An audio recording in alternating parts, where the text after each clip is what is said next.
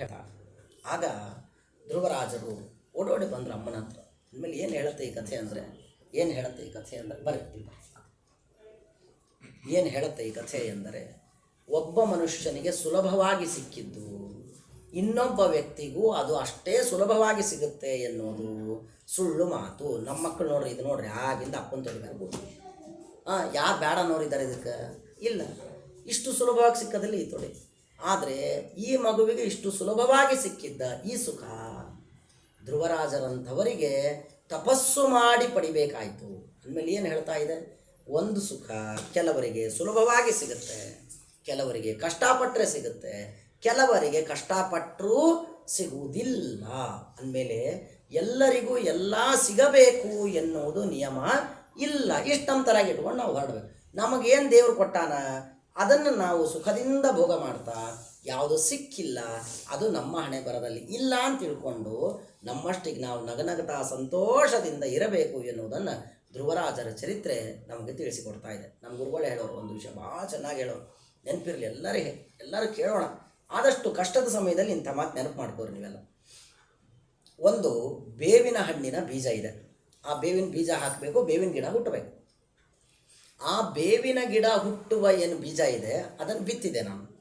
ಬಿತ್ತಿದಾಗ ಆ ಬೇವಿನ ಬೀಜ ವಿಚಾರ ಮಾಡಿತು ಏನಂತ, ಅಯ್ಯೋ ನಾನು ಬೆಳೆದು ಮಾವಿನ ಗಿಡವಾಗಬೇಕು ಅಂತ ಅದು ವಿಚಾರ ಮಾಡಿತು.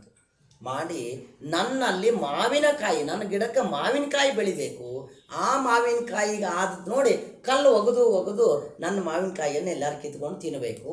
ಏನು ಆನಂದ. ಆಗ ಹಾಳಾದ್ದು, ನಾನು ಬೇವಿನ ಗಿಡ ಬೇಡಪ್ಪ, ನನ್ನನ್ನು ಯಾರು ಮಾತಾಡ್ಸಲ್ಲ, ನನ್ನ ಹತ್ರ ಯಾರೂ ಬರಲ್ಲ ಅಂತ ಬೇವಿನ ಬೀಜ ವಿಚಾರ ಮಾಡಿತು.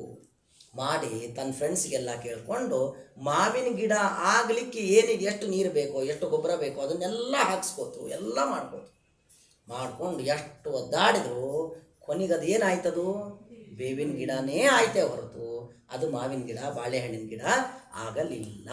ಅಲ್ವಾ? ಆಗುತ್ತಾ? ಇಲ್ಲಲ್ಲ. ಅಂದಮೇಲೆ ಏನು ಹೇಳ್ತದೆ ಈ ಮಾತು? ಹಾಗೆ ನನ್ನ ಯೋಗ್ಯತೆ ಏನಿದೆ, ನನ್ನ ಸ್ವರೂಪ ಏನಿದೆ ಅದೇ ನಾನು ಆಗ್ತೀನಿ ಹೊರತು ನಾನು ಇನ್ನೊಬ್ಬರನ್ನು ನೋಡಿ ನಾನು ಹಂಗಾಗಬೇಕು ಅಂದ ಮಾತ್ರಕ್ಕೆ ನಾನು ಹಾಗೆ ಆಗುವುದಿಲ್ಲ. ಹಾಗೇನು ಮಾಡಬೇಕು? ಆಗ್ಲಿಕ್ಕೆ ಪ್ರಯತ್ನ ಮಾಡೋಣ. ಆಗಲಿಲ್ಲಲ್ಲ, ಆಗದೇ ಇರುವಾಗ ಆಯ್ತು ಇರಲಿ ಬಿಡು, ಹಂಗಾಗಲಿಲ್ಲ, ಇಲ್ಲ ನನ್ನಂಗಂತೂ ನಾನು ಆಗಿನಲ್ಲಪ್ಪ, ಸಾಕು ನಡಿ, ಇಷ್ಟಂತೂ ಆಗಿನಲ್ಲ ಅಂತ ಸಂತೋಷ ಪಡಬೇಕೇ ಹೊರತು ಹಾಗಾಗಲಿಲ್ಲಲ್ಲ ಅಂತ ದುಃಖ ಎಂದೆಂದಿಗೂ ಪಡಬಾರದು ಎನ್ನುವುದನ್ನು ಈ ಭಾಗ ನಮಗೆ ತಿಳಿಸಿಕೊಡ್ತಾ ಇದೆ. ಅಂದಮೇಲೆ ಈ ವಯಸ್ಸಲ್ಲಂತೂ ಒಂದು ಗಟ್ಟಿ ಮಾಡ್ಕೊಂಡ್ಬಿಡ್ರಿ, ಏನಂತ, ಯಾವುದೇ ವಿಷಯಕ್ಕೂ ದುಃಖ ಪಡಲ್ಲ, ಚಿಂತೆ ಮಾಡಲ್ಲ. ಇದು ಎರಡನ್ನು ನಮ್ಮ ತಲೆಯೊಳಗೆ ಇಟ್ಕೊಂಡ್ಬಿಡೋದು. ವಯಸ್ಸಾದಮೇಲೆ ಒಂದು ಹಂತಕ್ಕೆ ಬಂದಮೇಲೆ ಇದೆರಡು ಇಲ್ಲ. ಏನಿಲ್ಲ? ಚಿಂತೆ ಯಾವುದಕ್ಕೂ ಮಾಡಲ್ಲ, ದುಃಖ ಯಾವ ವಿಷಯಕ್ಕೂ ನಾನು ಪಡೋದಿಲ್ಲ. ಏನು ಬರ್ತದೆ ಅದನ್ನು ನಗನಗತಾ ಸಂತೋಷದಿಂದ ಸ್ವೀಕಾರ ಮಾಡಿಬಿಡೋದು ಅಷ್ಟೇ. ಇಷ್ಟು ನೀವು ಮಾಡ್ತಾ ಹೋಗ್ರಿ, ಇದರಿಂದ ದೊಡ್ಡ ಲಾಭ ಇದೆ, ಮಹಾನ್ ಸಾಧನೆ ಆಗುತ್ತೆ, ಪುಣ್ಯ ಬರುತ್ತೆ. ನಮಗೆ ಇದು ಭಾಳ ಕಷ್ಟ ಆಗುತ್ತೆ. ಅಂದಮೇಲೆ ಇವತ್ತಿಂದ ಚಿಂತೆ ಬೇಡ ಯಾವುದಕ್ಕೂ, ದುಃಖ ಬೇಡ ಯಾವುದಕ್ಕೂ, ಇಷ್ಟು ತಲೆಗೆ ಇಟ್ಕೊಂಡು ಹೋಗ್ತು.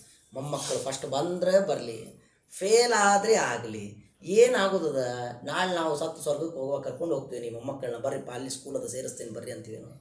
ಅವ್ರವ್ರ ಜೀವನ ಅವ್ರವ್ರದ್ದು ಅಲ್ವಾ? ಅಂದಮೇಲೆ ನಮ್ಮ ಪ್ರಯತ್ನ ಇರಬೇಕೇ ಹೊರತು ಅವ ಹಿಂಗಾದ ಅಂತ ನೀನು ದುಃಖ ಪಟ್ಟರೆ, ಚಿಂತೆ ಮಾಡಿದ್ರೆ ಅದರಿಂದ ಯಾರಿಗೆ ಹಾನಿ ಅದ? ಯಾರಿಗೆ ಹಾನಿ ಇಲ್ಲ. ಅಂದಮೇಲೆ ದುಃಖ ಪಡಬೇಡ್ರಿ, ಚಿಂತೆ ಮಾಡಬೇಡ್ರಿ, ಆರಾಮಿರ್ತೀರಿ ಅದರಿಂದ. ಸರಿ, ಧ್ರುವರಾಜರಿಗೆ ಅವಳು ಸುರುಚಿ ನಿಲ್ಲಿಸಿ ಹೇಳಿದ್ಲು, ಒಂದಾ ಸತ್ತು ನನ್ನ ಗರ್ಭದೊಳಗೆ ಹುಟ್ಟಿ ಬಾ, ಅಥವಾ ತಪಸ್ಸು ಮಾಡಿ ವರ ಪಡೆದು ಬಾ, ಆಗ ನೀನೇನಾಗ್ತಿ, ನಿಮ್ಮ ಅಪ್ಪನ ತೊಡೆ ಮೇಲೆ ಕೂಡ್ಲಿಕ್ಕೆ ಆಗ್ತದೆ. ಸರಿ, ಇವರು ಓಡೋಡಿ ಬಂದರು. ಏನು ಅರ್ಥ ಆಗಲಿಲ್ಲ ಧ್ರುವರಾಜರಿಗೆ. 5 ವರ್ಷ ಏನು ಅರ್ಥ? ಓಡಿ ಹೋಗಿ ಅಮ್ಮನ ಮುಂದೆ ಹೇಳಿದ್ರು ಸುನೀತಿ ಅಮ್ಮ ಹಿಂಗೆ ಅಂದ್ಲು ದೊಡ್ಡಮ್ಮ. ಹೌದಾ, ನಾನಾಗಿದ್ದೆ, ನಡಿ ಇಲ್ಲಿ ಬಾ, ಅಲ್ಲಿ ಅದಕ್ಕೆ ಇಲ್ಲಿ ಕೋಲಿಟ್ಟಿನಿ, ನಡಿ ಹೋಗೋಣ, ನಡಿ ಒಂದು ಕೈ ನೋಡಿ, ನೀನು ಸಣ್ಣ ತೊಗೋ, ನಾನು ದೊಡ್ಡ ತೊಗೋತೀನಿ ನಡಿ ಅಂತಿದ್ದೆ. ಯಾಕಂದ್ರೆ ನನಗೆ ಜಗಳ ಆಡುವುದು ಸ್ವಭಾವ. ನಾನು ಮಾತಿಗೆ ಮಾತು ಬೆಳೆಸಿದ್ರೇ ನನ್ನ ಊಟ ಕರೆಕ್ತದೆ ಹೊರತು ಅಲ್ಲಿಗೆ ನಾನು ಫುಲ್ ಸ್ಟಾಪ್ ಕೊಟ್ಟು ಬಿಡಲ್ಲ ಅಲ್ವಾ? ಯಾವುದೇ ಒಂದನ್ನು ಅಲ್ಲಿಗೆ ನಿಲ್ಲಿಸ್ಬಿಡ್ರಿ. ನಿಮಗೆ ಆ ವ್ಯಕ್ತಿ ಸೇರಲಿಲ್ವಾ, ಅವನಿಂದ ದೂರ ಆಗಿಬಿಡ್ರಿ ಅಷ್ಟೇ ಹೊರತು ಜಗಳ ಆಡಿ ಅದನ್ನು ಬೆಳೆಸಿ ನೀವು ಒದ್ದಾಡಿ ಅವನನ್ನು ಒದ್ದಾಡಿಸ್ಬೇಡ್ರಿ. ಆ ವಸ್ತು, ಆ ವ್ಯಕ್ತಿ, ಆ ಪ್ರದೇಶ ನಿಮ್ಗೆ ಇಷ್ಟ ಆಗಲಿಲ್ಲ, ಆ ವ್ಯಕ್ತಿ ಸೇರಲಿಲ್ಲ, ಅಲ್ಲಿಂದ ನಗನಗತಾ ಸಂತೋಷದಿಂದ ಏನೋ ಮಾತಾಡದೆ ದೂರ ಆಗಿಬಿಡ್ಬೇಕು ಅಷ್ಟೇ ಹೊರತು ಜಗಳ ವೈಮನಸ್ಯ ಬೆಳೆಸಬಾರ್ದು. ಇದು ನಿಯಮ. ಭಾಗವತ ಅದನ್ನು ನಮಗೆ ತಿಳಿಸಿಕೊಡ್ತಾ ಇದೆ. ಸುನೀತಿಯನ್ಲು ಹೋಲಿ ಬಿಡಪ್ಪ, ಅವ್ನು ಕೂತಾನಲ್ಲ ಕೂಡ್ಲಿ ಬಿಡು. ಅವಳು ಹೇಳಿದ್ದು ಸರಿ, ಸತ್ತು ಹುಟ್ಟಿ ಬರಬೇಕು ಅದಂತೂ ಸಾಧ್ಯ ಇಲ್ಲ ನಮ್ಮ ಕೈಯಾಗ. ಒಂದು ಕೆಲಸ ಮಾಡು, ತಪಸ್ಸು ಮಾಡಿ ಆಮೇಲೆ ನೀವು ಅಪ್ಪನ ತೊಡಿ ಮೇಲೆ ಕೂಡು ಅಂತ ಸುನೀತಿ ಹೇಳ್ತಾಳೆ ಲೆಕ್ಕ. ಅಮ್ಮ ಹೇಳ್ತಾಳೆ. ಸರಿ ಆಯಿತು ಅಂದರು. ಆಯ್ತಮ್ಮ ನಾವು ಹೋಗ್ತೀನಿ ಬಿಡು ತಪಸ್ಸು, ನೀ ಹೇಳಿದ್ಮೇಲೆ ಮುಗಿತು, ನಾ ಹೋಗ್ತೀನಿ. ಸರಿ ಹೋಗ್ಬಿಡು, ಹಿಂಗೆ ಹೋಗ್ಬಿಡು. ಸರಿ ಆಯಿತು, ಹೊರಟ್ರದ್ರು ಹೊರಗೆ. ಹೋಗುವಾಗ ಇರು ಒಂದು ನಿಮಿಷ ಇರು ಅಂತೇಳಿ ಬಾಗಲ್ ತನಕ ಹೋದವ್ರನ್ನ ರಿಟರ್ನ್ ಕರೆದು, ಎಷ್ಟು ದಿವಸ ಮಾಡ್ತೀಯೋ ಏನೋ, ಇರೋ ಒಂದು 10 ಕಿಲೋ ಅವಲಕ್ಕಿ ಒಗ್ಗರಣೆ ಹಾಕಿ ಮೆಣಸಿಕಾಯಿ ಹಾಕಿ ಕರೆದಿಡ್ತೀನಿ, ಚಕ್ಕಲಿ ಉಂಡಿ ಎಲ್ಲ ಮಾಡಿ ಕೊಡ್ತೀನಿ, ಎಲ್ಲ ಬ್ಯಾಗ್ನಾಗ ಹಾಕಿ ರಥದೊಳಗೆ ಇಟ್ಕೊಂಡು ತೊಗೊಂಡು ಹೋಗು. ಹಸಿವು ಮಿನರಲ್ ವಾಟ್ರು ಅದು ಡಬ್ಬಿ ಅದೊಂದು 100 ಲೀಟ್ರದ್ದು ಕೊಟ್ಟು ಕಳಿಸ್ತೀನಿ, ಟ್ಯಾಂಕರೇ ತಂದು ಇಟ್ಟಿರ್ತೀನಿ, ಹಾಗಾಕು ಅಂತ. ಹಿಂಗೇನನ್ನು ಮಾಡಿದ್ಲೇನವಳು. ನಾವೊಂದು ಯಾತ್ರಾಕ್ಕೆ ಹೋಗುವಾಗ ನಮ್ಮ ಬಟ್ಟಿ, ನಮ್ಮ ಸಂಧ್ಯಾವಂದನದ್ದು, ನಮ್ಮ ಪುಸ್ತಕದ್ದು, ನಮ್ಮ ಜಪಮಣಿಗಿಂತ ನಮ್ಮದು ಫಳಾರದ ಬ್ಯಾಗೆ ಒಂದು ದೊಡ್ಡದು ಬೇರೆ ಇರ್ತದೆ. ಇವೆಲ್ಲ ಇಷ್ಟೇ ಇರ್ತದೆ. ಪುಸ್ತಕ ಒಂದು, ಸಂಧ್ಯಾನ ಡಬ್ಬಿ ಇಷ್ಟ, ದೇವ್ರ ಪೂಜಾ ಡಬ್ಬಿ ಅಂತೂ ಇನ್ನೂ ಇಷ್ಟೇ ಇರ್ತದೆ. ಫಳಾರದ ಚೀಲ ಮಾತ್ರ ಒಂದು ಟ್ರೈನ್ ಹೋಗಿ ಅಷ್ಟು ದೊಡ್ಡದಿರ್ತದೆ. ಧ್ರುವರಾಜರು 5 ವರ್ಷದ ಬಾಲಕ ಯಾತ್ರಾಕ್ಕೆ ಹೊರಟಿಲ್ಲ, ಕಾಡಿಗೆ ಹೊರಟ. ಹೋಟೆಲ್ ಇರಲ್ಲ, ಮತ್ತು ಏನು ಬಾರ್ ಇರಲ್ಲ, ಏನಂದ್ರೆ ಏನಿರಲ್ಲ. ಅಂಥ ಕಾಡಿಗೆ ಒಬ್ಬರು ಹೋಗುವಾಗ ಒಂದು ಅವಲಕ್ಕಿ ಕಾಳನ್ನು, ಒಂದು ನೀರಿನ ಹನಿಯನ್ನು ಸುನೀತಿ ಕೊಟ್ಟು ಕಳಿಸ್ಲಿಲ್ಲ. ಹೋಗು ಅನ್ಲು, ನಮಸ್ಕಾರ ಮಾಡಿದ್ರು ಧ್ರುವರಾಜರು, ಹೊರಟೇ ಬಿಟ್ರು. ನಾನು ಜೊತೆಗೆ ಬರ್ತೀನಿ ಇರುವಂತೂ ಅನ್ನಲಿಲ್ಲ, ನೀನು ಬಾಮ್ಮ ನನ್ನ ಜೊತೆಗೆ ಅಂತ ಧ್ರುವರಾಜರು ಕರೆಯಲಿಲ್ಲ. ಅರ್ಥ ಆಯ್ತಲ್ಲೇನಿಲ್ಲ. ಯಾಕೆ ಹೀಗೆ? ಒಂದು ಮಾತು ಹೇಳ್ತೀನಿ, ಎಲ್ಲರೂ ಕೇಳಿಸ್ಕೊಳ್ಳೋಣ. ನಮ್ಮದು ನಾವು ಮಾಡಬೇಕು, ಇಷ್ಟು ಎಲ್ಲರ ತಲೆಗೆ ಬರಲಿ. ಇದು ನನಗೂ ನಿಮಗೂ ಎಲ್ಲರಿಗೂ ಅನ್ವಯ. ಹೆಂಡತಿಯ ಸೇವೆ ಧರ್ಮ ಏನು? ಗಂಡನ ಜೊತೆಗಿದ್ದು ಗಂಡನ ಸೇವೆ ಮಾಡೋದು ಹೊರತು ಗಂಡನನ್ನು ಬಿಟ್ಟು ಮಕ್ಕಳ ಜೊತೆಗೆ ಹೋಗಿರುವುದು ಹೆಂಡತಿಯ ಧರ್ಮವಲ್ಲ. ಹಾಗಾಗಿ ಸುನೀತಿ ಗಂಡನ ಜೊತೆಗಿದ್ದು ಗಂಡನ ಸೇವೆ ಮಾಡುವುದು ಧರ್ಮ ಅನ್ನೋದಕ್ಕೆ ಅವಳು ಕಾಡಿಗೆ ಹೋಗಲಿಲ್ಲ. ಅಂದಮೇಲೆ ಅವಳು ಗಂಡನ ಸೇವೆ ಮಾಡ್ತಾ ಅವಳು ಪುಣ್ಯ ಗಳಿಸಿದ್ಲು, ಅಂದಮೇಲೆ ಅವಳದು ತಪ್ಪಿಲ್ಲ. ಮಗ ತಪಸ್ ಮಾಡ್ಲಿಕ್ಕೆ ಹೋಗ್ಬೇಕಾಗ್ಯದ ಅಂದಮೇಲೆ ಅದು ಅವನ ಜೀವನ, ಹೊಸ ಜೀವನ, ಅದು ಅವನ ಜೀವನ. ಅಮ್ಮ ನೀನು ಅಪ್ಪನ ಬಿಟ್ಟು ಬಾ ಎಂದು ಕರೆಯುವ ಅಧಿಕಾರ ಮಗನಿಗಿಲ್ಲ. ಹಾಗಾಗಿ ಮಗ ಕರೆದ್ರೆ ಪಾಪ ಬರ್ತದೆ, ಅಪ್ಪ ಅಮ್ಮ ನಾನು ಬೇರೆ ಮಾಡಿದರೆ ಪಾಪ ಬರ್ತದೆ. ಅದಕ್ಕೆ ಮಗ ಅಮ್ಮ ನನಗೆ ಕರೀಲಿಲ್ಲ, ಅಮ್ಮ ನೀನು ಬಾ ನನ್ನ ಜೊತೆಗೆ ಅಂತ. ಅಂದಮೇಲೆ ಮಗ ತನ್ನ ಧರ್ಮವನ್ನು ತಾನು ಪಾಲಿಸಿದ, ಪುಣ್ಯ ಗಳಿಸಿದ. ತಾಯಿ ತನ್ನ ಧರ್ಮವನ್ನು ತಾನು ಪಾಲಿಸಿದ್ಲು, ತಾನು ಪುಣ್ಯ ಗಳಿಸಿದ್ಲು. ಅರ್ಥ ಆಯ್ತಲ್ಲ ಏನೆಲ್ಲರಿಗೆ? ಅಂದಮೇಲೆ ಏನು ಮಾಡ್ಬೇಕು? ಎಲ್ಲರೂ ಏನು ಹೇಳ್ತಾ ಇದೆ ಈ ಭಾಗ ಎಂದರೆ, ನಾವು ಇನ್ನೊಬ್ಬರಿಗಾಗಿ ನಮ್ಮ ಪುಣ್ಯವನ್ನು ಕಳೆದುಕೊಳ್ಳಬಾರದು. ಅವ್ರು ಯಾರೇ ಇರಲಿ, ಗಂಡ ಇರಲಿ, ಹೆಂಡತಿ ಇರಲಿ, ಮಕ್ಕಳಿರಲಿ, ಅಳಿಯಂದ್ರಿರಲಿ, ಯಾರೇ ಇರಲಿ, ಅವರು ಈ ಜನ್ಮದಲ್ಲಷ್ಟೇ ಗಂಡ ಹೆಂಡತಿ ಮಕ್ಕಳು ಅಳಿಯಂದ್ರು ಸೊಸೆಯಂದರು. ನಾಳೆ ನಾ ಸ್ವರ್ಗಕ್ಕೋ ನರಕಕ್ಕೂ ಹೋದಾಗ ಯಾವ ಗಂಡ ಇಲ್ಲ, ಯಾವ ಹೆಂಡತಿ ಇಲ್ಲ, ಯಾವ ಅಳಿಯಂದ್ರು ಬರ. ಅಂದಮೇಲೆ 1 ಲಕ್ಷ ರೂಪಾಯಿ ಖರ್ಚು ಮಾಡಿರಿ, ಬೇಡ ಅಂದಿಲ್ಲ. ಆದರೆ ಪುಣ್ಯವನ್ನು ಖರ್ಚು ಮಾಡಬೇಡಿ ಅವರಿಗಾಗಿ. ನಿಮ್ಮ ಪುಣ್ಯವನ್ನು ನಿಮಗಾಗಿ ಖರ್ಚು ಮಾಡಿಕೊಳ್ಬೇಕೇ ಹೊರತು ನಿಮ್ಮ ಪುಣ್ಯವನ್ನು ಇನ್ನೊಬ್ಬರಿಗಾಗಿ ಎಂದೆಂದಿಗೂ ಖರ್ಚು ಮಾಡಿಕೊಳ್ಳಬಾರದು. ಅರ್ಥ ಆಗ್ತಾ ಇದೆ ಭಾಗವತ ಏನು ಹೇಳಿ? ನಮ್ಮ ದುರ್ದೈವ ಏನದಂದ್ರೆ, ಇವತ್ತು 1 ಲಕ್ಷ ರೂಪಾಯಿ ಖರ್ಚಾಗ್ತಿತ್ತು ಅಂದ್ರೆ ನಾನು ಮಾಡ್ಲಿಕ್ಕೆ ಹೋಗಲ್ಲ, ಉಳಿಸ್ಕೋತೀನಿ. ಅದೇ ಪುಣ್ಯ ಏನಾದರೂ ಖರ್ಚು ಮಾಡ್ಲಿಕ್ಕೆ ಆಗ್ತಿತ್ತು ಅಂದರೆ, ತೋರಿ ನಾವು ಯಾತ್ರಕ್ಕೆ ಹೋಗಿ ಬಂದದ್ದು ಪುಣ್ಯ, ನೀವು ತೊಗೋರಿ, ನೀವು ಆರಾಮಿರ್ರಿ, ನಾವು ಮತ್ತೆ ಹೋಗ್ತೀವಂತೇನು, ನಾವು ವರ್ಷಕ್ಕೆ 4 ಸಲ ಹೋಗ್ತೀವಿ ಅಂತಂದು ಪುಣ್ಯ ಕೊಡ್ಲಿಕ್ಕೆ ತಯಾರಿದ್ದೀವಿ ಹೊರತು ಹಣ ಕೊಡ್ಲಿಕ್ಕೆ ತಯಾರಿಲ್ಲ. ಅಂದಮೇಲೆ ಏನು ಮಾಡೋಣ? ಇವತ್ತಿಂದ ಏನು ಹೇಳ್ತಾ ಇದೆ? ನಮ್ಮ ಪುಣ್ಯವನ್ನು ನಾವು ಉಳಿಸ್ಕೊಳ್ಬೇಕು, ನಮ್ಮ ಸಾಧನೆಯನ್ನು ನಾವು ಮಾಡ್ಕೊಳ್ಬೇಕು, ಇನ್ನೊಬ್ಬರಿಗಾಗಿ ನಮ್ಮ ಸಾಧನೆಯನ್ನು ಬಿಡಬಾರದು. ಇದು ಭಾಗವತ ಹೇಳ್ತಾ ಇದೆ. ಸರಿ, ಹೋದ್ಲು, ಇವ್ರು ತಪಸ್ಸು ಮಾಡ್ತಾ ಇದ್ದಾರೆ. 1ನೇ ತಿಂಗಳು ತಪಸ್ಸು ಮಾಡ್ತಾರೆ ಧ್ರುವರಾಜರು. ಹೆಂಗೆ ತಪಸ್ಸು ಮಾಡಿದರು? ಏನು ಭಾಗವತ ಇದೆ ಇದೆ ಇದೆ 3 ದಿನಕ್ಕೊಮ್ಮೆ ಒಣಗಿದ ಎಲೆ ತಿಂದು ತಪಸ್ಸು ಮಾಡ್ತಾರೆ. ಏನು ಮಾಡಿದ್ರು? 1ನೇ ತಿಂಗಳು 3 ದಿನಕ್ಕೊಮ್ಮೆ ಒಣಗಿದ ಎಲೆ ತಿನ್ನೋದು. ಸೋಮವಾರ ಬೆಳಗ್ಗೆ ಎದ್ದು ಸ್ನಾನ ಸಂಧ್ಯಾನ ಮುಗಿಸಿ ಒಣಗಿದ ಎಲೆ ಒಂದು ಮುಷ್ಟಿ ತೊಗೊಂಡು ಬಾಯಿ ಹಾಕ್ಕೊಂಡು ಗಬಗಬ ಅಂತ ಕಚ್ಚಿ ತಿನ್ಬಿಡೋದು ಸೋಮವಾರ ಬೆಳಗ್ಗೆ. ಮಂಗಳವಾರ, ಬುಧವಾರ, ಗುರುವಾರ ಏನು ತಿನ್ನೋದಿಲ್ಲ, ಒಂದು ಹನಿ ಕುಡಿಯೋದಿಲ್ಲ, ತಿನ್ನೋದಿಲ್ಲ.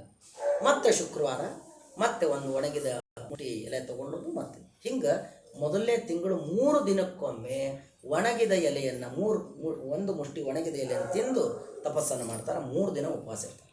ನಾವು ನಾಳೆ ಒಂದು ಏಕಾದಶಿ ಮಾಡಲಿಕ್ಕೆ ನಮ್ಗೆ ಇವಾಗಿಂದೇ ಚಿಂತೆ ಶುರು ಆಗ್ಬಿಡೋದು. ಯಪ್ಪ ನಾಳೆ ಉಪವಾಸನ ಕೇಳ್ಬೇಕು, ಹಣ್ಣು ಉಂಡಿ ಏನು ಕೊಡಂಗಿಲ್ಲೇನ, ಅಯ್ಯೋ ರಾಮ ಅಂತ ಅನ್ನಿಸ್ತಾರೆ. 3 ದಿವಸಕ್ಕೊಮ್ಮೆ ತಿಂದು ಎಷ್ಟು ವರ್ಷ ಆ ಕಡೆ ಗಮನ ಇರಲಿ, 5 ವರ್ಷದ ಪಾಲನೆ. ಸರಿ, ದೇವ್ರು ಬರಲಿಲ್ಲ, ಅವನು ಯಾಕೆ ಬರ್ತಾನೆ? ನೀವು 3 ದಿವಸ ಇರೋ 30 ದಿವಸ ನಾನು ಯಾಕೆ ಬರಲಿ ಅಂದ. 2ನೇ ತಿಂಗಳು ಇವು 3 ದಿವಸ ಇದ್ದರೆ ಬರಲ್ಲ ಅಂತ ಗೊತ್ತಾಯ್ತು ಅವ್ರಿಗೆ.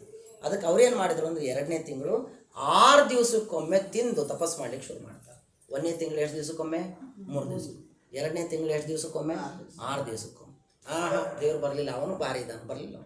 ನಮ್ಮ ಮಕ್ಕಳೇ ಬರಲ್ಲ, ಅಮೇರಿಕಾದಿಂದ ಬರಲಿಕ್ಕೆ 15 ದಿವಸ ಆಗ್ತದೆ, ವೀಸಾ ಸಿಗ್ತಾ ಇಲ್ಲ ಅಂತೇಳಿ 4-5 ತಿಂಗಳು ಮುಂದೆ ಹಾಕ್ತಾರೆ. ಹಣ ಕಳಿಸ್ತೀನಿ, ಹಾಸ್ಪಿಟ್ಲಿಗೆ ಹೋಗು ಅಂತಾರೆ, ಬಾಜು ಇದ್ದವ್ರಿಗೆ ಫೋನ್ ಮಾಡಿ ಆಪ್ರೇಷನ್ ನೋಡ್ಕೊಪ್ಪ ನೀನೇ ಅಂತಂತಾರೆ. ಏನು ದೇವ್ರು ಯಾಕೆ ಬರ್ತಾನೆ? ಹೌದಿಲ್ಲ? ಬರಲಿ. ಇವರು ಬಿಡಲಿಲ್ಲ. 3ನೇ ತಿಂಗಳು 9 ದಿನಕ್ಕೊಮ್ಮೆ ತಿಂದು ತಪಸ್ಸು ಮಾಡ್ತಾರೆ. 9 ದಿನಕ್ಕೆ ಏನು ಆಟ ಏನ್ರಿ ಅದು? 9 ದಿನಕ್ಕೊಮ್ಮೆ ತಿನ್ನೋದು ಅಂದ್ರೆ ಏನು? ಅದು ಚಳಿ ಮಳೆ ಗಾಳಿ ಊಹಾ ಮಾಡಲಿಕ್ಕೂ ಸಾಧ್ಯ ಇಲ್ಲ. ನಾವು ಬರಲಿಲ್ಲ ದೇವರು. 4ನೇ ತಿಂಗಳು 12 ದಿನಕ್ಕೊಮ್ಮೆ ತಿಂದು ತಪಸ್ಸು ಮಾಡ್ತಾರೆ. ಬರಲಿಲ್ಲ ದೇವರು.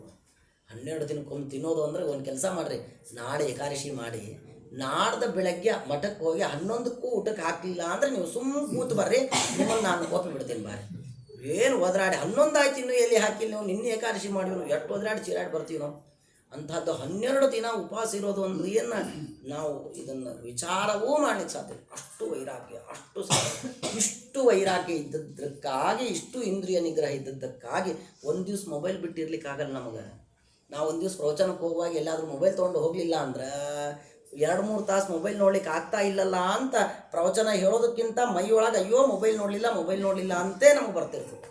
2 ತಾಸು ಮೊಬೈಲ್ ಬಿಟ್ಟಿರ್ಲಿಕ್ಕೆ ಆಗಲ್ಲ ನಮಗೆ. ಅಂಥದ್ದು 12 ದಿವಸಕ್ಕೊಮ್ಮೆ ಊಟ ಮಾಡೋದು, ಮೊಬೈಲ್ ಇಲ್ಲ, ನೆಟ್ ಇಲ್ಲ, ಏನಿಲ್ಲ. ಏನು 4 ತಿಂಗಳು ಕಾಡೊಳಗೆ ಒಬ್ಬನೇ, ಚಳಿ ಮಳೆ ಗಾಳಿ. ಯಾಕೆ ಹಿಂಗಾಗ್ಬಿಟ್ಟು? ಇಲ್ಲ ಎಲ್ಲರೂ ಊರಿಗೆ ಹೋಗ್ಯಾರ, 1 ತಿಂಗಳಾಯ್ತು ಒಬ್ಬನೇ ಇದ್ದೀನಿ, ಅದಕ್ಕೆ ಹಿಂಗಾಗಿನಿ ಅಂತ ಮನುಷ್ಯ ಅಂದಮೇಲೆ 1 ತಿಂಗಳು ಎಲ್ಲರೂ ಊರಿಗೆ ಹೋದರೆ ಮನೆಗೆ ಯಾರಿಲ್ಲ ಅಂದರೆ ಹಿಂಗಾಗ್ಬಿಡ್ತಾನೆ, ಚಿಂತೆ ಮಾಡ್ತಾನೆ ಅಲ್ವಾ? ಇದೆಲ್ಲ ಮನುಷ್ಯರನ್ನು ಮೀರಿದಂತಹ ಗುಣಗಳನ್ನು ಭಾಗವತ ನಮ್ಗೆ ಹೇಳ್ತಾ ಇದೆ. ನಾವೆಲ್ಲ ಇದನ್ನು ಅಳವಡಿಸ್ಕೊಳ್ಳೋದು. ನಮಗೋಸ್ಕರ ಹೇಳ್ತಾ ಇದ್ದೀನಿ, ಯಾರಿಗೋಸ್ಕರ? ಅಲ್ಲಿದ್ದು ಧ್ರುವರಾಜರು ಮಾಡಿ ಹೋಗ್ಬಿಟ್ರು, ಅವ್ರು ಸಾಧನೆ ಅವ್ರು ಮಾಡ್ಕೊಂಡು ನಮಗೋಸ್ಕರ ಹೇಳಿದ. ಅಂದಮೇಲೆ ಧ್ರುವರಾಜರು ಹೆಂಗೆ ಏಕಾಂಗಿಯಾಗಿ ಸಾಧನೆ ಮಾಡಿದರು, ಯಾರು ಇಲ್ಲ ಅಂತ ಸಾಧನೆ ಬಿಡಲಿಲ್ಲಲ್ಲ. ಹಂಗೆ ಮನೆಯೊಳಗೆ ಯಾರು ಇರಲಿ ಬಿಡಲಿ, ಹೆಂಡ್ತಿ ಅಯ್ಯೋ ಅವಳಿದ್ರೆ ಆಚಾರ ದೇವ್ರ ಸಾಮಾನೆಲ್ಲ ತೊಳೆದು ಕೊಡ್ತಿದ್ಲು, ನಿತ್ಯ ಪೂಜೆ ಮಾಡ್ತಿದ್ದೆ, ಇವಳು ಊರಿಗೆ ಹೋಗ್ಬಿಟ್ಟಾಳ ಆಚಾರ, ಹಿಂಗಾಗಿ ನಮ್ಮ ದೇವ್ರಿಗೆ ಹೇಳ್ಬಿಟ್ಟು 1 ತಿಂಗಳು ನಿನಗೂ ರಜಪ್ಪ ಅಂತ ಹೇಳ್ಬಿಟ್ಟಿವಿ ಅಂದಮೇಲೆ ಹೆಣ್ಣು ಸಾಧನೆಯ. ಹಾಗಾದ್ರೆ ಧ್ರುವರಾಜರು ಏನು ಮಾಡಿದ್ರು? ಮತ್ತು ಕತೆ ಕಾಯ್ದ್ರು ಅವರು ಹೋಗಿ ಅಲ್ಲಿ. ಅಂದಮೇಲೆ ಏನು ಹೇಳ್ತಾ ಇದೆ ಭಾಗವತ? ಯಾರಿಗೋಸ್ಕರ ನಿನ್ನ ಸಾಧನೆಯನ್ನು ನೀನು ನಿಲ್ಲಿಸಬೇಡ, ನೀನೇ ಬೇರೆ ಅವರೇ ಬೇರೆ. ಏನೋ ಈಗ ಈ ದೇಹ ಬಂದಿದೆ, ದೇವ್ರ ಸಂಬಂಧಗಳನ್ನು ಕೂಡಿಸಿದಾನೆ, ನಾನು ಇವರು ಅಂತ ಅಂತೀವಿ. ನಾಳೆ ಈ ದೇಹ ಹೋಯ್ತಾ, ನಿನ್ನ ಸಾಧನೆ ಏನು ಅಂತಂದು ದೇವರು ನೋಡ್ತಾನೆ, ನಿನ್ನ ಇಂಡಿವಿಜುವಲ್ ಸಾಧನೆ ಏನು ಅಂತ ಯಮದೇವರು ನೋಡ್ತಾರೆ.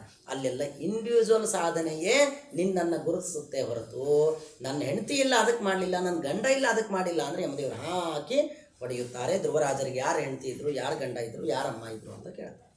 ಅರ್ಥ ಇಲ್ಲದಲ್ಲ? ಅದಕ್ಕೇನು ಮಾಡಬೇಕು? ಇನ್ನೊಬ್ಬರ ಹೆಸರು ಹೇಳಿ ಸಾಧನೆಯನ್ನು ಮಾಡದೇ ಇರುವುದನ್ನು ಬಿಟ್ಟು ಬಿಡಬೇಕು.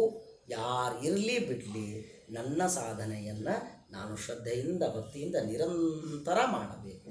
ಭಾಳ ಚೆನ್ನಾಗಿ ಇದು ಹೆಂಗದು ಗೊತ್ತೇನಿದೆ? ಈ ಮಕ್ಕಳು ಸ್ಕೂಲಿಗೆ ಹೋದವು, ನಾಳೆ ಶುರು ಆದ್ಮೇಲೆ ಹೋಗ್ತಾವೆ. ಹೋಮ್ವರ್ಕ್ ಮಾಡಿದೇನಾ? ಹಾಲಿಡೇ ಹೋಮ್ವರ್ಕ್ ಇಲ್ಲ. ನಮ್ಮ ಅಪ್ಪ ಅಮ್ಮ ಬರೀ ಊರು ತಿರುಗ್ತಿದ್ರು. ಬೆಳಗ್ಗೆ ಅನ್ಕೊಳ್ಳಿ ಮಠಕ್ಕೆ ಹೋಗ್ತಿದ್ವು, ಸಾಯಂಕಾಲ ಬರ್ತಿದ್ವು, ಸುಸ್ತಾಯ್ದಂದು ಮಲಗಿಸ್ಬಿಡ್ತಿದ್ವು. ಅಂದಮೇಲೆ ಊರೂರು ತಿರುಗ್ತಿದ್ರು, ನಮ್ಗೆ ಹೋಮ್ವರ್ಕ್ ಮಾಡಲಿಕ್ಕೆ ಆಗಲಿಲ್ಲ ಅಂತ ಮಕ್ಕಳು ಹೇಳಿದ್ರೆ ಅದನ್ನು ನಾವೇನು ಅಂತೀವಿ? ಏನಾದರೂ ಮಾಡಿ ನೀನು ಮಾಡಬೇಕಾಗಿತ್ತು, ಅಪ್ಪ ಅಮ್ಮನ ಹೆಸರಲ್ಲಿ ನೀನು ತಪ್ಪಿಸ್ಕೊಂಡು ಏನಂತ ಬೈತಾರಿಲ್ಲ ಟೀಚರು. ಹಂಗೆ ನಾಳೆ ಯಮದೇವ್ರು ನಮಗಂತ ನಿನ್ನ ಹೆಂಡತಿ ಹೆಸರಲ್ಲಿ ನೀನು ಸಾಧನೆ ಬಿಟ್ಟು ಈಗ ನಮ್ಮ ಬಂದು ಚಾಡಿ ಹೇಳ್ತೀನಿ ನಿನ್ನ ಹೆಂಡತಿ ಮೇಲೆ.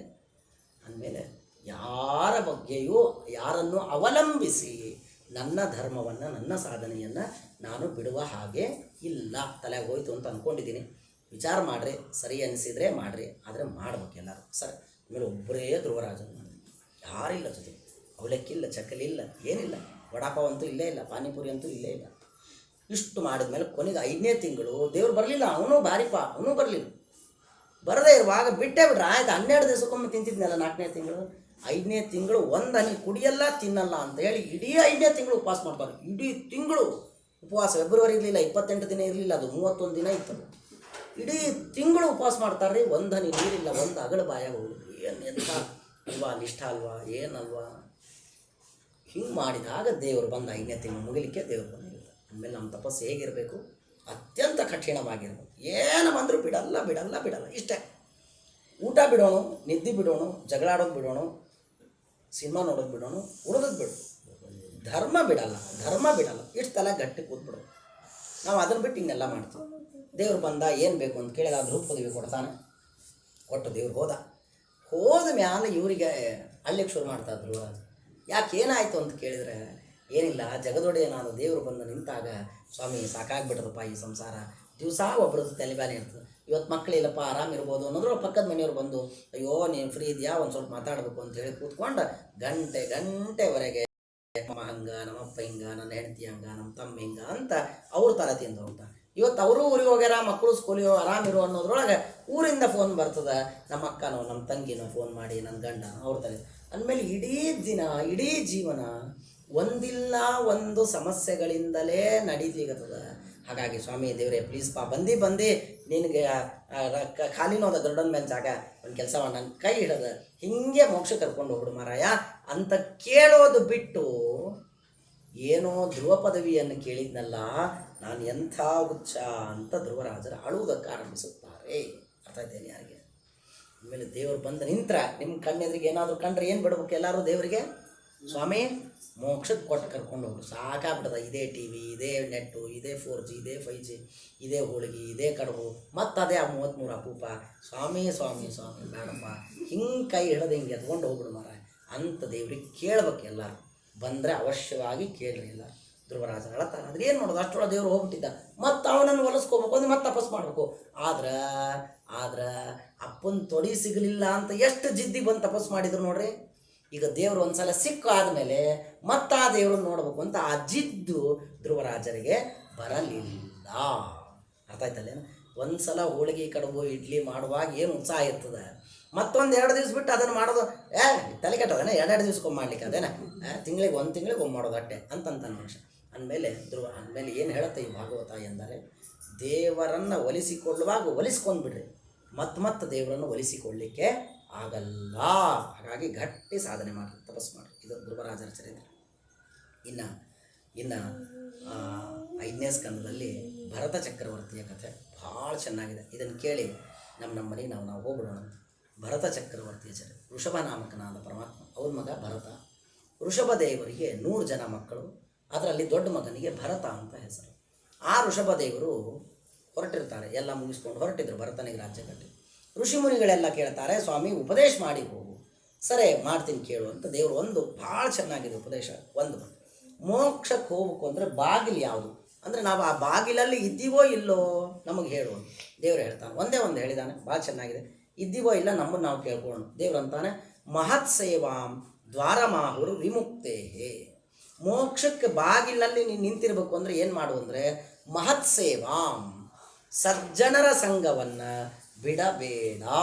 ಮಹಾಭಾರತ ಒಂದು ಮಾತು ಹೇಳ್ತೀನಿ, ಆದರೆ ಮಾಡೋಣ, ಇಲ್ಲ ಅಂದ್ರೆ ಇಲ್ಲ. ಮಹಾಭಾರತ ಹೇಳುತ್ತೆ, ಏನು ಹೇಳುತ್ತೆ, ಕೃಷ್ಣ ಏನು ಹೇಳ್ತಾನೆ ಅಂದರೆ, ನಿನಗೆ ಜ್ಞಾನಿಗಳು ಗುರುಗಳು ಎಷ್ಟು ನಿಂದನೆ ಮಾಡಿದರೂ ಕೂಡ ನೀನು ಅವರನ್ನು ತಿರಸ್ಕಾರ ಮಾಡಬೇಡ. ಅವ್ರು ಎಷ್ಟೇ ಬೈಲಿ ನೀನು ಮತ್ತೆ ಅವ್ರು ಕಂಡ್ರು ಅಂದರೆ ಅಷ್ಟೇ ಭಕ್ತಿಯಿಂದ ಅವ್ರಿಗೆ ನಮಸ್ಕಾರ ಮಾಡು, ಅಷ್ಟೇ ಭಕ್ತಿಯಿಂದ ಅವ್ರಿಗೆ ನೀನು ಸೇವಾ ಮಾಡು. ಮೊದಲು ಹೆಂಗೆ ಮಾಡ್ತಿದ್ದೆಲ್ಲ ಹಾಗೇ ಮಾಡು. ಭಾಗವತ ಹೇಳಿ ಇದು ಬ್ರಾಹ್ಮಣರ ಮಹತ್ವ ಅಂತ ಮಹಾಭಾರತದಲ್ಲಿ ಕೃಷ್ಣ ಹೇಳ್ತಾನೆ. ಹಂಗೆ ಋಷಭದೇವರು ಇಲ್ಲಿ ಹೇಳ್ತಾರೆ, ಮಹತ್ ಸೇವಾಂ ದ್ವಾರಂ ಆಹು ವಿಮುಕ್ತ. ಸಜ್ಜನರ ಸಂಘ, ಅವರ ಸೇವಾ, ಇದು ಮೋಕ್ಷದ ಬಾಗಿಲು ಎಂದು ತಿಳಿದುಕೋ. ಇವತ್ತು ಎಷ್ಟು ಕಳ್ಕೊಂಡ್ಬಿಟ್ಟಿವಿ ನಾವೆಲ್ಲ ಅಲ್ವಾ? ಈ 10th Christian school, college, NEET exam ಇವೆಲ್ಲ ಬಂದು ಏನು ಮಾಡ್ಬಿಟ್ಟಾವ ಅಂದ್ರೆ, ತಂದೆ ತಾಯಿಯ ಕಾಲು ಒತ್ತೋದು, ಅಜ್ಜ ಅಜ್ಜಿಗೆ ನೀರು ತಂದು ಕೊಡೋದು, ಅದನ್ನೆಲ್ಲವನ್ನು ಬಿಡಿಸ್ಬಿಟ್ಟವು. ನಾವಾಗಿ ನೀರು ತಂದು ಕೊಡೋ ಎಕ್ಸಾಮ್ ಹತ್ತತ ನೀನೇನ ಅಂತಂದು ಮಕ್ಕಳು ಓಡೋಗ್ಬಿಡ್ತಾವ. ಆಗಲಿ ನೀರು ತಂದು ಕೊಡಲ್ಲ, ಕಾಲು ಒತ್ತಲ್ಲ, ಕೈ ಒತ್ತಲ್ಲ, ಬೀಸಣಿಕೆ ಇಟ್ಕೊಂಡು ಗಾಳಿ ಹಾಕೋದು ಅಂತ ದೂರೇ ಉಳಿತು. ಅಂದಮೇಲೆ ಯಾವ ಸೇವಾ ನಾವು ನಮ್ಮ ಮಕ್ಕಳಿಗೆ ಮಾಡುವುದಕ್ಕೆ ಬಿಡ್ತಾ ಇಲ್ಲ. ಅದರಿಂದ ಏನಾಗ್ಲಿಕ್ಕೆ ಗೊತ್ತಾ, ಅವರಿಗೆ ಮುಂದೆ ಜೀವನದಲ್ಲಿ ಉನ್ನತಿಯಾಗೋದಕ್ಕೆ ಒಂದೇನು ಪುಣ್ಯ ಬೇಕಲ್ಲ, ಆ ಪುಣ್ಯ ಅವರಿಗೆ ಸಿಗ್ತಾ ಇಲ್ಲ. ಆಗ ಒದ್ದಾಡ್ತೀವಿ ನಾವು, ಅಯ್ಯೋ ನಮ್ಮ ಮಕ್ಕಳು ಹಿಂಗೆ ಆಗ್ಬಿಟ್ರು ಅಂತ ಒದ್ದಾಡ್ತೀವಿ. ನೀವೇನು ಮಾಡಿರಿ ಎಲ್ಲರೂ, ಆದಷ್ಟು ನಿಮ್ಮ ಮಕ್ಕಳಿಂದ ಸೇವೆಗಳನ್ನು ಮಾಡಿಸಿಕೊಳ್ಳ್ರಿ. ಅದರಿಂದ ಪುಣ್ಯ ಬರ್ತದೆ ಅವರಿಗೆ. ಆ ಪುಣ್ಯ ಅವ್ರ ಜೀವನದೊಳಗೆ ಉದ್ಧಾರ ಮಾಡ್ತಾರೆ. ಅಂದಮೇಲೆ ಮಕ್ಕಳು ಯಾರಿದ್ರೆ ಏನು ಹೇಳ್ಬೇಕು, ನೀವು ಬಾ ನೀರದು ನೋಡ್ತವ, ನಿಮ್ಗೆ ಎದ್ದು ಹೋಗ್ಲಿಕ್ಕೆ ಆಗ್ತಿದ್ರು ನಿಮ್ಮ ಮೊಮ್ಮಕ್ಕಳಿಗೆ ಹೇಳಿ ನೀರು ತರಿಸ್ಕೊ, ಬಾ ಸ್ವಲ್ಪ ಕಾಲು ಹೊತ್ತು ಬಾ ಅಂತ. ನೀವೆಲ್ಲ ಒತ್ತಿದ್ರೋ ಇಲ್ಲ, ನೀವು ಸಣ್ಣವರಿದ್ದಾಗ ನಿಮ್ಮ ಹಿರಿಯರ್ದೆಲ್ಲ ಕಾಲು ಒತ್ತಿದ್ರೆ ಇಲ್ಲ, ಈಗ ಯಾಕೆ ಬಿಡಿಸ್ಬಿಟ್ರಿ ಅಂದಮೇಲೆ ನೀವೇನು ದಡ್ರಾದ್ರೇನ? ಕಾಲು ಒತ್ತಿದ ಮಾತ್ರಕ್ಕೆ 10th ಎಕ್ಸಾಮು ಕಡಿಮೆ ಮಾರ್ಕ್ಸ್ ಬಂತು, ಈಗೇನು ಬಡವರಾಗಿ ಬಟ್ಟೆಗೆ ಏನಿಲ್ಲ ಅಂತ ಆಗಿದೆ ನಮಗೆ? ಏನಿಲ್ಲ. ಅಂದಮೇಲೆ ಮಹತ್ ಸೇವಾ ಏನು ಹೇಳಿದರು ಋಷಭದೇವರು, ನೆನಪುಳಿಲಿ ಏನು ಹೇಳಿದರು? ಸಜ್ಜನರ ಸೇವೆ ಇದು ಮೋಕ್ಷದ ಬಾಗಿಲು ಎಂದು ತಿಳಿದುಕೊಳ್ಳಿ. ಅಂದಮೇಲೆ ಸಜ್ಜನರ ಸೇವಾ ಮಾಡು. ಸರಿ, ಅವರು ಹೋದರು. ಭರತ ತಾನು ರಾಜ್ಯವಾಳ್ತಾ ಇದ್ದ, ಅವನಿಗೂ ದೊಡ್ಡವನಾದ, ಅವನಿಗಿತ್ತು ಮಗನ 5 ಜನ ಮಕ್ಕಳಾಗ್ತಾರೆ. ರಾಜ್ಯ ಕಟ್ಟಿ ಕಾಡಿಗೆ ಹೋದ. ಹೋದ ಮೇಲೆ ತಪಸ್ ಮಾಡ್ತಾ ಕೂತಿದ್ದ. ಕೂತಾ ತಪಸ್ ಮಾಡ್ತಾ ಇರುವಾಗ ಎದುರಿಗೊಂದು ನದಿ. ಕಥೆ 2 ಸೆಕೆಂಡ್ನ ಮುಗಿಸ್ಬಿಡ್ತೀನಿ, ವಿಷಯ ಕೇಳೋಣ. ಕಥೆಗಿಂತ ವಿಷಯ ಬಹಳ ಮುಖ್ಯ. ಒಂದು ಜಿಂಕೆ ಬಂತು, ಗರ್ಭಿಣಿ ಇತ್ತು, ನೀರು ಕುಡಿತಾ ಇತ್ತು. ದೂರದಲ್ಲಿ ಹುಲಿ ಒದರಿತು, ಗರ್ಜನೆ ಕೇಳಿ ನನ್ನ ತಿಂತಲಿಕ್ಕೆ ಬರ್ತಾ ಇದೆ ಅಂತ ಹೇಳಿ ಹಾರುವಾಗ ಅಲ್ಲೇ ಜಿಂಕೆ ಮರಿ ಪ್ರಸವ ಆಯಿತು. ಅದು ದಂಡೆ ಮೇಲೆ ಬಿತ್ತು, ಇದು ಜಿಂಕೆ ಸತ್ತೋಯ್ತು. ಇಷ್ಟು ಕಥೆ ಅಲ್ವಾ? ಭರತ ಅದನ್ನು ನೋಡ್ತಾನೆ. ಜಪ ಮಾಡ್ತಾ ಕೂತ ಭರತ, ತಪಸ್ ಮಾಡ್ತಾ ಇದ್ದ ಭರತರು ಅದನ್ನು ನೋಡಿದರು. ನೋಡಿ ಆ ಮರಿ ಜಿಂಕೆ ಮೇಲೆ ಎಲ್ಲಿಲ್ಲದ ಮೋಹ ಬಂತು. ಅಯ್ಯೋ ತಾಯಿ ಹೋಗ್ಬಿಟ್ಟಾಳ, ನಾನೇ ಇದನ್ನು ರಕ್ಷಣೆ ಮಾಡಬೇಕು, ಇಲ್ಲದೇ ಇದ್ದರೆ ಹುಲಿ ಸಿಂಹ ಯಾವುದಾದ್ರೂ ತಿನ್ಬಿಟ್ರೆ ಕಷ್ಟ ಅಂತ ಮೋಹ ಆ ಜಿಂಕೆ ಮರಿ ಮೇಲೆ ಬಂತು. ಇಷ್ಟು ಕಥೆ ಭಾಳ ಚೆನ್ನಾಗಿ ಒಂದು ಅರ್ಥ ಮಾಡಿಕೊಂಡು. ಯಾಕೆ ಈ ಮೋಹ? ಭರತರು ಕಾಡಿಗೆ ಬಂದಿದ್ರು. ಯಾಕೆ ಬಂದಿದ್ರು ಹೇಳಿ? ಕಾಡಿಗೆ ಪಿಕ್ನಿಕ್ಗೆ ಬಂದಿದ್ರೇನು? ಇಲ್ಲ. ಹೊರತು ಯಾಕೆ ಬಂದಿದ್ರು ಅವರು? ವಾನಪ್ರಸ್ಥಾಶ್ರಮವನ್ನು ತೆಗೆದುಕೊಂಡು ಎಲ್ಲ ರಾಜ್ಯದ ಮೇಲಿನ ಮೋಹ ಬಿಟ್ಟು ಅವ್ರು ಏನು ಮಾಡಿದರು? ಕಾಡಿಗೆ ಬಂದಿದ್ರು. ಕಾಡಿಗೆ ಬಂದದ್ದು ಯಾಕೆ? ಆದರೆ ಕಾಡಿಗೆ ಬಂದ ಮೇಲೂ ಮತ್ತೇನಾಯ್ತು ಅವರಿಗೆ? ಒಂದು ಜಿಂಕೆಯ ಮೇಲೆ ಮೋಹವೇ ಬಂತು. ಹಾಗಾದರೆ ಅವ್ರು ರಾಜ್ಯದಲ್ಲಿ ಇದ್ದಿದ್ರೆ ಹೋಳಿಗೆ ಇಡ್ಲಿಯನ್ನು ತಿನ್ಬೋದಾಗಿತ್ತು. ಇಲ್ಲಿ ಬಂದು ಬರೀ ಹಣ್ಣು ತಿನ್ಕೋತ ಮೋಹ ಮಾಡಿದ್ರೊಳಗೆ ಏನಾಗ್ತದ ಅಲ್ವಾ? ಅಂದಮೇಲೆ ಕಾಡಿಗೆ ಬಂದದ್ದೇ ವೈರಾಗ್ಯದಿಂದ, ಮೋಹಾದಿ